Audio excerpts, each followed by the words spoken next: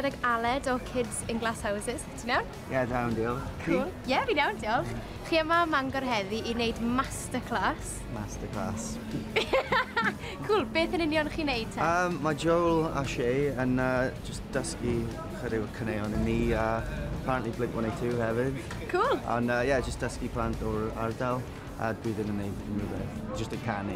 Chi newid rhyddhau eich albwm chi Dirt nôl y mis Mawrth.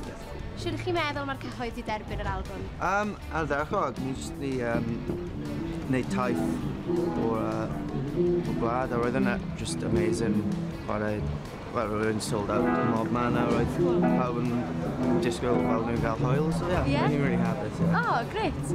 A sengl newydd Undercover Lover, mas y mis Mehefin, gyda Frankie Sandford o'r Saturdays. Pa mor cool yw hwnna? Mae'n really cool. Mae'n mynd i braidd yn controversial gyda chydig o'r fanbase, rwy'n nhw'n eitha... Roedd ddim yn hoff o Frankie, ond rwy'n ni jyst eisiau gwneud am hwyl, mae'n can eitha hwylus, mae'n quite 80s, a mae Frankie fel ffrind i fi, so... Cool, sut ti'n nabod ti? Wel, rwy'n ni wedi recordio yn Essex gyda Jason Perry, roedd e wedi gwneud McFly cyn ni, a wedyn mae Dougie a Frankie, a roedd hi yn fan o'r band, so... Cool. Roedd hi'n mwy na hapus i cymryd rhan. Great. Frankie, efo bod yn S-Club Juniors. O ti'n fan? Yep. Exclusive? One step closer to heaven. Wel, yn union. Cool. Awn i ddim yn disgwyl ateb yna.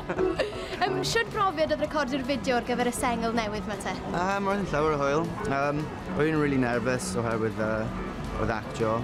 Fi'n ofnadwy yn wneud hynna, ond... Na, fi'n fi yn. Trust, na. Ond roedd Frankie'n just llawer o hwyl i gweithio gyda. A roedd, just diwrnod arall i wneud fideos fel yna trwy'r amser. Ond i ni roedd e just yn experience wych, just hapus i gael siawns i wneud glossy pop video. So, roedd yn dda. Cool. Nawr te, at bresennol, di Sul, chi'n perfformio'r llwyfan yn New Music We Trust yn Penwythnos Mawr Radio1. Ti'n edrych mlaen? Ie, fi'n really edrych mlaen.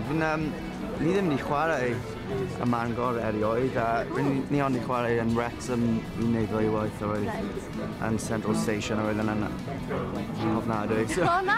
Roedd i fel roi'r performance yna i gwely a ceisio neu rhywbeth tamau bach yn well. Os ti'n gael, os mae'n bosib.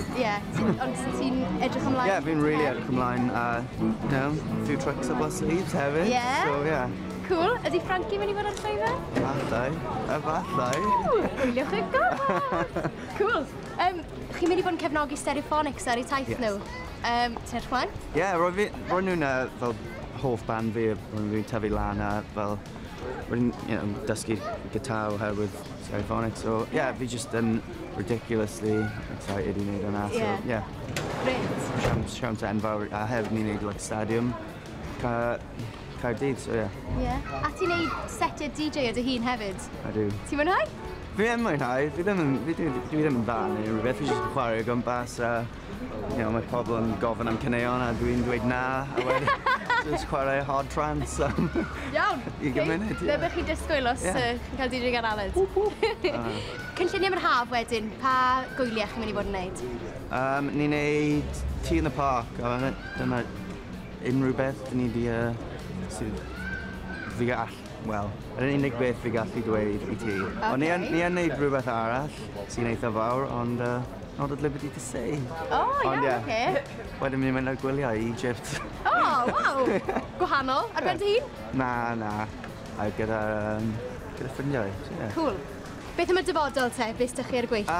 Ni'n disgwyl mynd ar daith i Japan ag Australia ag dwi'n meddwl diwedd y flwyddyn, wedyn wneud Ewrop, a wedyn yn ôl i Prydain i wneud ag da. So just eisiau bod drwy'r amser, so bydd angen sy'n dod i'n ffordd i wneud. Gret, pob lwc i chi. Diolch yn fawr. A diolch yn fawr iawn ti am y sgwrs. Croeso.